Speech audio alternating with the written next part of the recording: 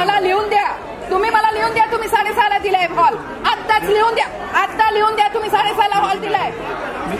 मला कुणाशी बोलायचं नाही, तुम्ही आत्ता लिहून द्या. किती वाजले आता? अजूनपर्यंत हॉल आला नाही, तुम्ही लिहून द्या. मैडम तुमच्याकडून मला लिहून पाहिजे. 6 बजे नहीं, बिल्कुल नहीं, आप गलत बोल रहे हैं. हाँ 6:15 बजे, आप 6:15 बजे उनका बंद किया, अभी तक अपना कुछ हुआ नहीं. अरे सर हो रहा, तुमच्याकडून मला लिहून पाहिजे. पहिले लिहून नाही, आत्ताच लिहून द्या, आत्ताच लिहून. हे बघा, तुम्ही इथे आहात ना हजर, हॉल किती वाजता सांगितलं तेवढंच लिहून मागते ना, आत्ताच द्या लिहून, आत्ताच लिहून द्या. मी करतच नाही. हो तो मग तुम्ही इथे कशाला? बुकिंग कोड आपने बुकिंग किसके पास दी थी? ये बताया ना कि मैं ऑर्डर पे साइन इनका है ना, मग सैनिक ऑर्डरवर साइन का केलं?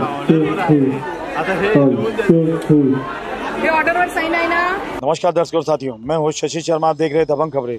दर्शकों, मीरा भाईंदर में स्वर्गीय लता मंगेशकर नाट्यगृह जो बनाया गया है, उस नाट्यगृह से मीरा भाईंदर की लोकप्रियता बढ़ गई है और आए दिन वहां पर उस ऑडिटोरियम में कई नाटक होते हैं. उन नाटकों से मीरा भाईंदर महानगर पालिका को अच्छी खासी आय का स्रोत आ रहा है. लेकिन कल रविवार के दिन वहां पर श्याम सुमिरन मंडल को भी नाटक के लिए समय दिया गया था और एक मराठी नाटक के लिए करुण गेलेगाव, उसके लिए भी समय दिया गया था.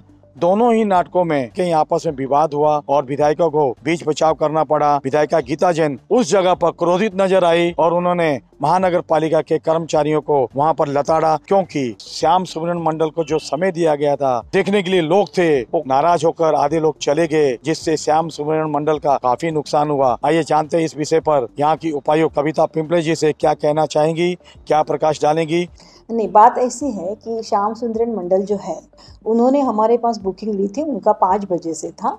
और ये जो हमारा मराठी नाटक है, तो सामने से मुझे एक हमारे मराठी नाटक के निर्माता है राहुल भंडारे करके, उनका कॉल आया था कि भाई उनको करुण गेलेगाव करके नाटक के लिए उनको हमारा ऑडिटोरियम चाहिए था.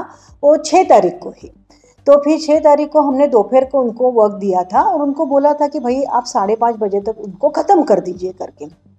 और ये बात मेरी सुमिरन मंडल से भी हो चुकी थी और उन्होंने उसको एग्री किया था कि ठीक है 5:30 बजे तक हम वेट करेंगे. लेकिन पता नहीं क्या कुछ वजह हो गई और तो उनका नाटक थोड़ा लंबा चल गया और इसलिए उनको थोड़ा लेट मिला वो नाटक नाट्यगृह. मैडम से भी हमारी बात हो चुकी थी, मैडम को भी हमने बोला था कि भाई 5:30 बजे तक हम उनको अवेलेबल कर देंगे. लेकिन भी हमारा भी थोड़ा इसमें ऐसा ये था कि भाई मराठी नाटक कितने दिनों से 1 साल से हमारे यहाँ नहीं चल रहा था और ये होना भी ज़रूरी था. तो सामने से हमें फ़ोन आ गया कि भाई करुण गेलेगाव करके नाटक है और दोपहर को हम लोग कर सकते हैं. तो हम ये अपॉर्चुनिटी हमें जो मिली थी वो हम गंवाना नहीं चाहते थे और ये दोनों हो जाए इसके लिए हमने थोड़ा सा बैलेंस करके दोनों को हमने हाँ कर दिया था. और अपना जो ऑनरेबल अपना आमदार मैडम है उनको भी क्रोधित होना, वैसे उनको भी यही था कि उनको 5:30 बजे नहीं मिला था, इसलिए मैडम क्रोधित हो गए थे.